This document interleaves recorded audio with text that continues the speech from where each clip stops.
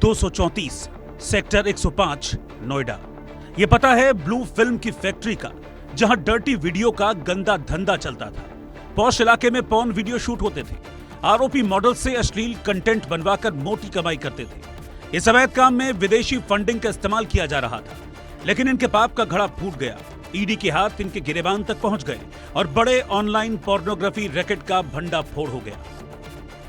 मैं इस वक्त मौजूद हूं नोएडा के सेक्टर 105 जो कोठी है C234 के पास। ये कोई कोठी आम कोठी नहीं है। यहाँ कल ईडी की रेड लगी थी शुक्रवार को, यानी कल देर रात जब ईडी की टीम आई, उसने जब यहाँ जांच की तो वो भी हैरान हो गए। दरअसल इस शानदार आलीशान कोठी में पोर्न जो वीडियो होती थी वो परोसी जाती थी ऑनलाइन माध्यम से। लाइव स्ट्रीमिंग होती थी, बाकायदा उसका पैसा लिया जाता था।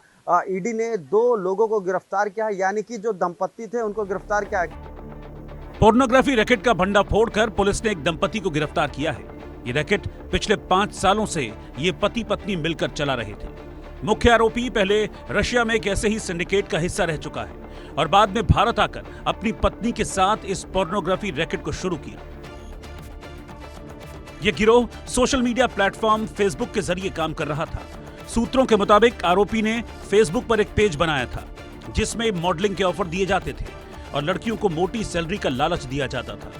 दिल्ली एनसीआर की कई लड़कियों और मॉडल्स ने इस पेज के जरिए संपर्क किया और जब वो नोएडा स्थित फ्लैट पर ऑडिशन देने पहुंचती तो आरोपी की पत्नी उन्हें इस पोर्न रैकेट का हिस्सा बनने का प्रस्ताव देती थी। लड़कियों को 1 से 2 लाख रुपए महीने कमाने का लालच भी दिया जाता था। कई लड़कियां पैसे के लालच में आकर इस रैकेट का हिस्सा बन जाती थी।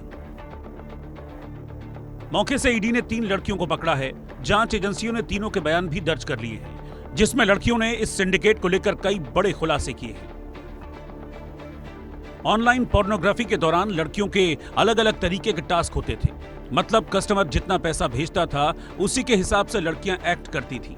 इसके अनुसार ही ग्राहकों से रकम वसूली जाती थी। इस कमाई का 75% हिस्सा पति पत्नी के पास जाता था, जबकि 25% लड़कियों को दिया जाता था। जो मॉडल्स होती थी, हाई प्रोफाइल मॉडल्स होती थी, उनकी वीडियो भी चैटिंग के दौरान दिखाई जाती थी। बाकायदा पैसा लिया जाता था। अगर 100% पेमेंट आती थी तो इसमें से 75% दंपत्ति अपने खाते में डालता था और बाकी जो पैसा था वो मॉडल्स को दिया जाता था। बाकायदा देखिए जेनसेट लगाया गया, यानी कि क्योंकि जब स्ट्रीमिंग होती है मशीनें काफ़ी गर्म हो जाती है और ये बहुत, अगर देखेंगे इक्विपमेंट के लिए बहुत ज़्यादा ये चीज़ें अहम हो जाती है। तो यानी कि काफ़ी इलेक्ट्रॉनिक जो गैजेट है, मशीन है, इस कोठी के अंदर होंगी। अब सवाल ये खड़ा हो रहा है कि कब से ये जो दंपत्ति है इस तरह की अश्लील वीडियो बना रही है, परोस रही है, किस तरीके से यहाँ रह रही थी।